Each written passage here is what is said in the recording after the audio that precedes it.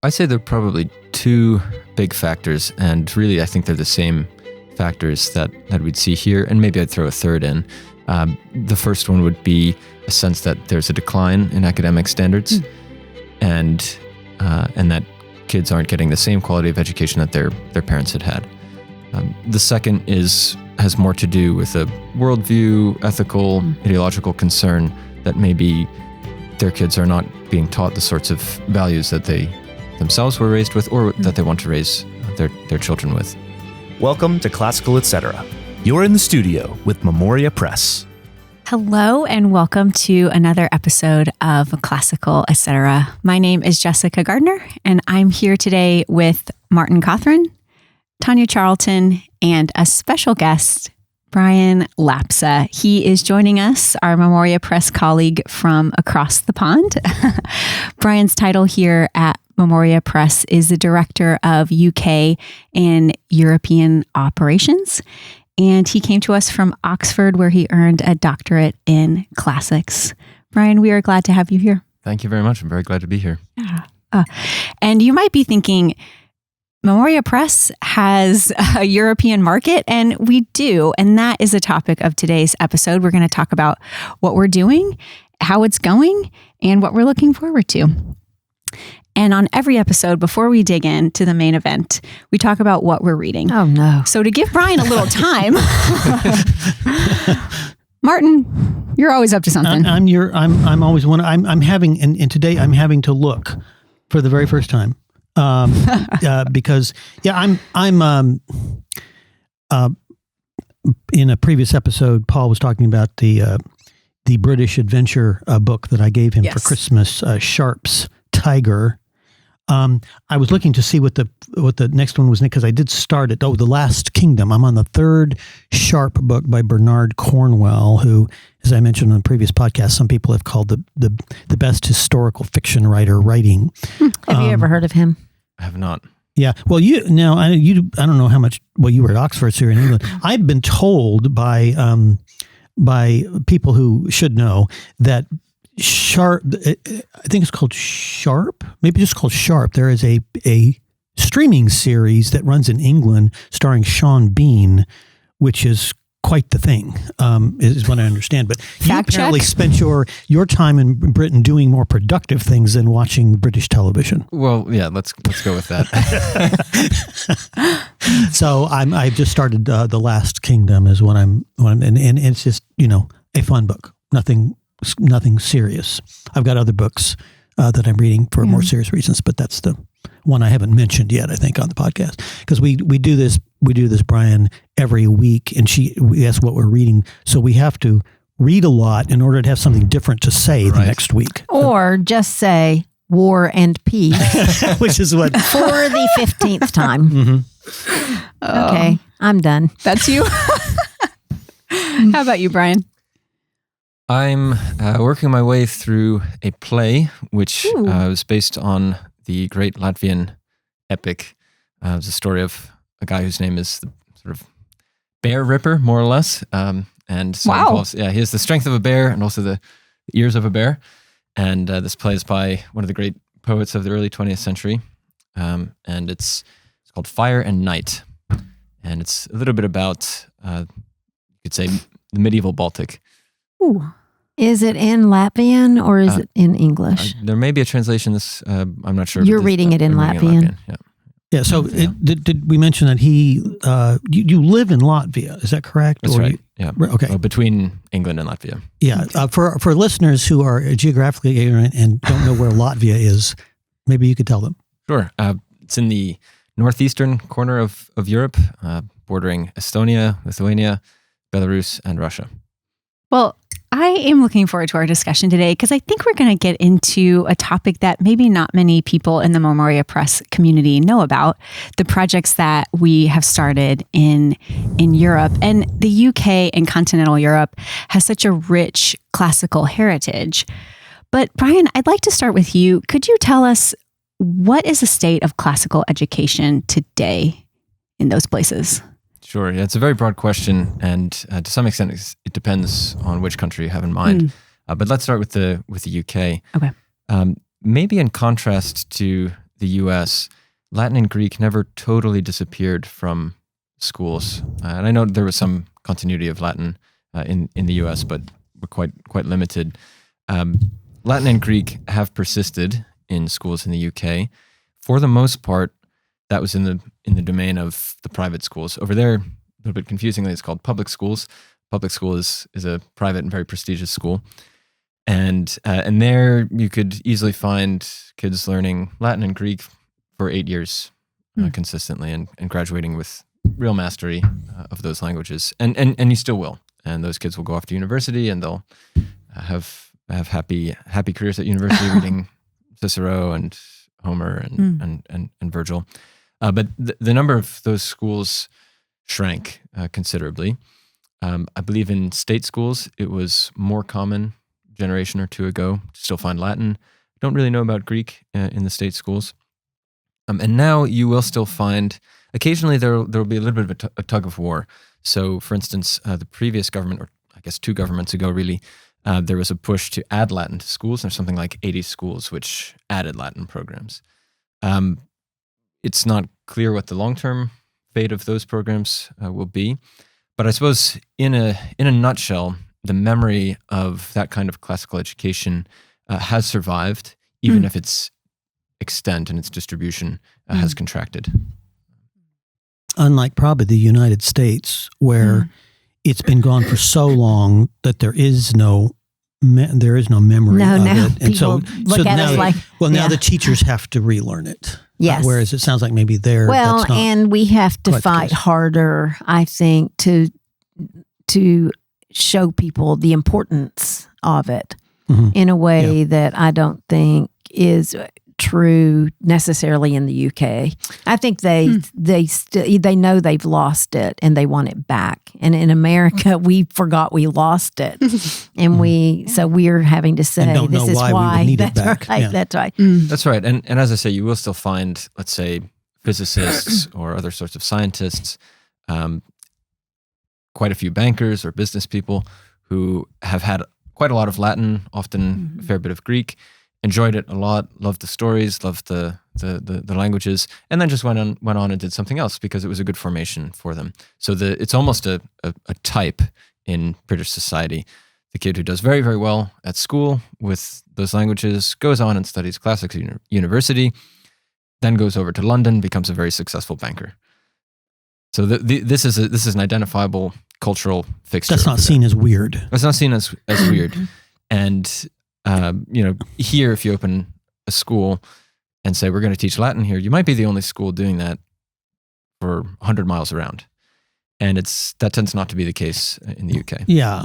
Even though you have like a Mark Zuckerberg, who was apparently a classics major or studied Greek or something. Yes. I know his sister is very keen on classics. Yes. And that there's a number of examples in the tech industry about this that are not widely known, but yeah. So why do you think that, we were kind of shocked when we went over there and people over there started asking us, telling us they needed help and they were interested in our curriculum because they want a better education for their children than the one they're getting now. What do you think was the driving force behind that? I'd say there are probably 2 big factors, and really I think they're the same factors that we'd see here, and maybe I'd throw a third in. The first one would be a sense that there's a decline in academic standards, and that kids aren't getting the same quality of education that their parents had. The second has more to do with a worldview, ethical, ideological concern that maybe their kids are not being taught the sorts of values that they themselves were raised with, or that they want to raise their children with. The third factor that I thought I'd throw in is that picture that I described for you, where the kid does 8 years of Latin and Greek and then goes off to maybe Cambridge or Oxford and then goes to London, has this high-flying career as a financial tycoon or something. That's obviously the province of a very small elite. Some of these parents will pay 30, 40, 50,000 pounds per year to send their kids off to school. Rather, send one kid off to school. One child, right. So there are families who can afford that, and they'll keep doing that. So it won't totally disappear, but the number of of families who can do that is very, very small. Sure. And the other thing is I've had the good fortune of getting to know a few families in the UK who really, really prize education and who have been teachers for something like 4 or 5 generations. It's almost like the family trade. Those families are educated to the highest levels and don't have a lot of disposable income, even income to spend on education. A little bit like we've seen with education costs, higher education costs in the US, secondary education costs in the UK have skyrocketed over the last generation. So this family, hypothetical family, let's say, which used to be able to count on maybe having a house on the grounds of the school and a seriously reduced rate to send their own kids to the school because they were teaching there, they can't count on being able to do that anymore. And so they're priced out of the very institutions that they're working in. So I think those 2-3 factors, sense of academic decline in the state schools, concern about the content of the moral formation, and then being priced out of the out of the schools that offer the kind of education they'd want to. When I asked them, various people over there, why they felt like they needed our help, when I feel like the education that we are providing here is an education that we stole from England, that traditional classical education, and everybody would say we've let it go, and now we want it back. We need help getting it back, and I feel like we're in a place there trying to help those people. We're, as it was here 20 years ago, which you're going to remember, you all are not. But, 20 years ago in America. Why did I get pointed out? If the fact that you were homeschooling was an anomaly. The fact that you were teaching Latin, that your students were taking Latin, people looked at you like you had 3 heads. So I feel like that's where we are there, is just trying to help people normalize it again, normalize a good education with Latin at its core. And so we've done it before, but it's interesting to me. But I do also think the schools that we visited over there were, I think, still those children were being educated. I think they were getting content taught. And part of that, I think, is due to the fact that they have to, because of the testing that they're required to do. So that, I think, has helped them. I don't think they're in the kind of shape that our educational system is in, unless I just saw schools that, maybe the schools we saw were an exception. Outliers. But I think they all have to follow that national curriculum to some extent, right? To some extent, although the national curriculum itself is more bare bones than you might think. I think you're right when you point to the exams, GCSEs and A levels as having played a significant role in retaining more of that content-rich. Thank goodness. Curriculum. That's right. Whereas in the United States, our tests are basically content-free. If you take the SAT, you take the ACT, they're not expecting you to know content. It's the Scholastic Aptitude Test. So it's encouraging to hear that there's at least some emphasis on content in and it's really important, that students pass those tests. It's individually important. Here we're all concentrated on this grade that the school gets because that determines their state money. That's right. And so I do think that they're over there in better shape than we have gotten to be in here. They are definitely concerned about overall school ratings as well, and some teachers feel that this puts undue pressure on them. So there's a very, very intense regulatory process that involves regular inspections, and this can be not exactly at the drop of a hat, but with very, very little forewarning. And this is more or less ongoing. So it's something that school heads are very, very concerned about. And of course, academic performance is going to play into that. But these nationally set exams, more or less nationally set exams, do figure into the school leaving certificate in a way that is not as direct as the connection between SAT and school diploma here in the U.S. One of the things we do emphasize is a strong content knowledge of history in particular, and a wide understanding of representative books, representative literature.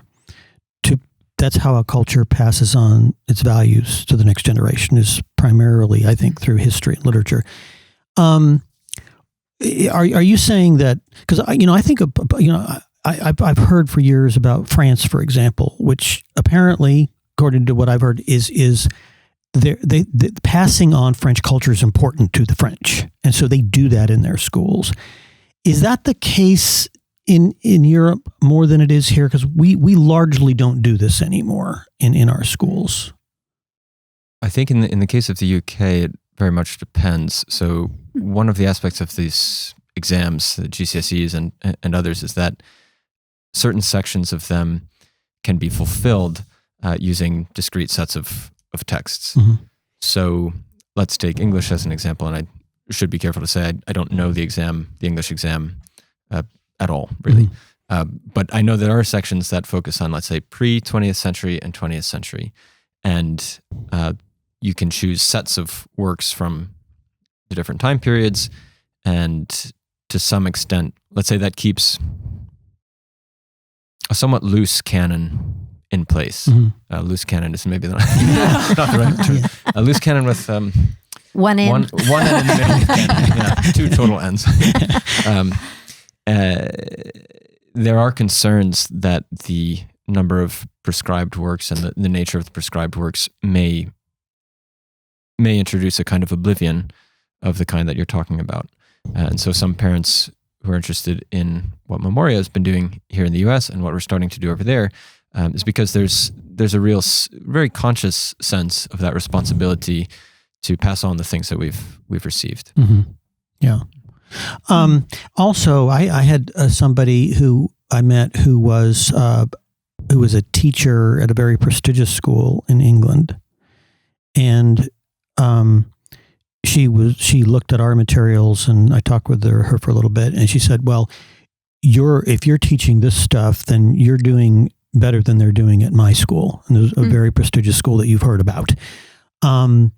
And she said that their school was very progressivist in the educational sense of, a very sort of permissivist type of teaching. Content is less important than the process of, and so skills become important, but content does not become very important. Is that, and she was talking about in England, is that, I know most of your experience is probably continental, but is that a problem in schools in other countries in Europe, or because you're saying that they do emphasize content? They do, partly because of the government tests. Yeah, I think there's a lot here, but there's content on the one hand, mm-hmm. and there's the methods by which the content may be taught. And I think often the methods are very non-traditional, sometimes experimental, seriously downplaying the role of memorization. One of the books I've seen circulating here has been popular in educational circles over in the UK as well. It's by a UK teacher, Daisy Christodoulou, 7 Myths About Education, which just tackles one by one these reigning orthodoxies in education schools. Yes. And these were orthodoxies which she had accepted in her own teaching career, and was devastated to find that, in fact, in the classroom, they just don't work. And so she very much wanted to be teaching her pupils in a student-driven way, in a way that didn't cruelly force them to memorize things. And then what she found was that they just weren't learning. Right, and without being forced to memorize. And they wouldn't read. We've read that as a staff in schools division here. And I'm assuming since it made its way across the pond that it had some impact then in England too. People have been talking about it, definitely. And she's been an important figure in that movement. And also, homeschooling is really growing over there. Because I was going to ask that. It sounds like we're talking more about the brick and mortar school. Right, but really, no. We talk to a lot of homeschoolers who really want to take education back and be in control of their children's education. It's harder there, which I didn't know before we went on this little tour that we took in a rented car, which Brian drove on the wrong side of the road, on the wrong side of the car. I kept going and that's trying strange. I noticed that when I was there. Yes. Was it a good time or a good story? Oh, so many good stories. We were in many roundabouts. Apparently, the interstate. So the very first time I went on this road trip, were we going to Windsor maybe? I can't remember. But we were going from London to Windsor, I think, or Southampton. I don't know. But it was the very first time I'd been in the car with Brian. And we get on this, what I thought was an interstate, like an American interstate. But we kept having to get off on these little roundabouts. And so I thought, well, we must not be on the interstate yet. And then we got back on after a roundabout. And he said, 11 miles to the next one. That's just great. And I'm like, 11 miles what is great about going 11 miles? Well, it turns out there's a roundabout everywhere. So 11 miles was a huge stretch of road that you could actually drive without slowing down, getting off, going around the roundabout, trying to make sure you get back on the right way. It's crazy, but we did it. You were very, very patient. Very indulgent. Yes. That's right. Because at the beginning, Brian hadn't driven a stick much, but it was a stick. So I can't drive a stick. I wasn't judgmental at all, but there was a lot of banging around. A lot of what? A little bit of whiplash. Sometimes we'd just stop in the middle of the road. That didn't happen. What car were you in, Tanya? She makes up stuff about me too. I was right beside you. I may have been in the back seat. I'm sure there was a good explanation, like a stop sign or a traffic light. Generally, it was you doing something with a gear. That is a pure lie. Tanya, take that back. Prime content. Never happened. But he got really good at it. There we are. More in 3 weeks, he got very good at it. We mentioned Daisy Christodoulou, and anyway, didn't want to get too far past that without saying the title of the book. Do you remember? It's the Seven Myths About Education. 7 Myths About It's a very good book. Okay. So if we sell viewers, it. Memoria Press. It is very good. It is very. It is a very. It's one of the best. She's doing a lot of the things that E.D. Hirsch has done here, but she cataloged it a little differently, and it's a smaller book than some of the ones he's It's a slim volume, very readable. Each chapter has the same format, states the myth, states where it's found, so she's not arguing against a straw man, and then explodes it precisely as a myth. Yes. Very, very powerful work. Yes. Strongly recommend that. Yes. Yeah. Yes. So it sounds like your that trip was a journey, and you came back. It was a journey because Brian had a lot of contacts that we wanted to connect with and just see, what people needed from us, what they wanted from us, and so we met we visited some schools. We met quite a few homeschool groups, quite a few. Why are you? What? He is smirking. Am I? What have I left out? Thinking about the roundabout. But I was actually thinking a little bit about the roundabout. You're remembering now what she's talking about. I mean, we were literally all over the country, from the north to the south and back and forth. So I feel like I've seen England and Wales, and Wales. We went to Cardiff too. But it was just so refreshing to hear people excited about taking the education of their children back and owning it again. And we're excited to try to help. And I mean, can we say that we're going in March? Can we say we're going back in March, and we're going to do a 2-day conference in London. Wow. Okay. And just like a regional conference like we do here. Okay. So families, people who represent schools, homeschoolers, they can teachers in schools, absolutely. Just, where we're going to do some plenary speeches where we will talk about general overview of what classical education is. Why would you do Latin all the time? How to be a master teacher, but then also breaking into workshops to teach people how to teach our curriculum, how to teach using one of our literature guides, or how to teach a Latin course, and hopefully be able to help people like we can do here so easily. And so we're hoping lots of people will come. We had a little conference when we were there before. Was that October?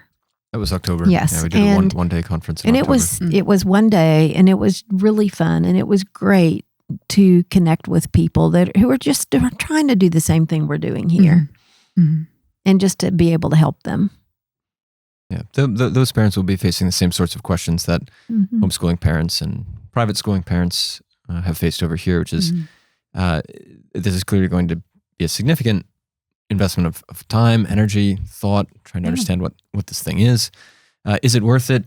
Is it going to leave my kid some sort of fringe weirdo and not that well educated? Because that's obviously a big motivation is getting that academic formation. And I would say there's a little bit less of the sense of, well, we'll just kind of break out of the system and do it on our own over there.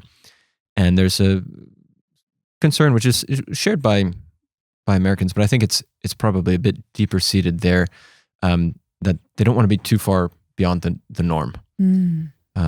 And that is different because in America, we're all very individual, it's individualistic. Our country was formed by pioneers, and so we went off and did our own thing. That is different. There's also the space to do it.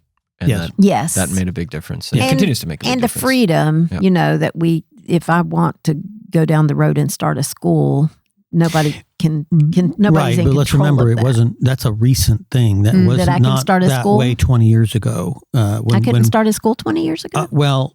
It was a very different mentality. When we started homeschooling, we were seen as being a little weird. Oh, absolutely. And but I mean, when even starting a school, because in the United States you had public schools which were Protestant, so Catholics formed their own schools in the early 20th century.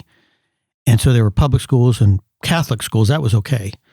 And then really after the school prayer decision, you can almost tack it right to that. You saw the start of Protestant schools because public schools were no longer Protestant. They were secular. Right. So then you had public schools, Catholic schools, and Protestant schools, and that was okay. But homeschooling, it took a while for homeschooling to be considered credible. Yes. And I mark the... I mean, that's very recent. Yeah, and I mark the credibility of homeschools to the movie RV with Robin Williams, where the homeschooling family saves the day. And it's about around that time, where all of a sudden then homeschooling becomes respectable. But that's fairly recent. But Cheryl didn't have to do anything to start Highlands Latin School. Well, it wasn't illegal. Well, that's what I mean. I'm just saying but it is in England. You can't just start a school. You have to go through the government to start a school. So that is different. And that makes it a lot harder. The context just says... Yes. I mean, you have to do a lot to get... So definitely not illegal, but a very long and often prohibitive certification process. Right. And it would be illegal without that process. Oh, yes. You're not allowed to have school. You can't join together as a group for more than 16 or 18 hours a week without getting government permission to do that. So it is different from our total freedom. When I first realized that, I was shocked. Like, what do you mean you can't start a school? Right. The limits here were sort of implicit, and it was more societal stigma, rather than a law. But it was there. Yeah. But it's definitely growing over there. It is. It is. So and comfortability with homeschooling, and we know what can happen because we've seen it happen here over the last 20 years. We have seen homeschoolers stand up and say, we are going to do this because this is the best way we can educate our children.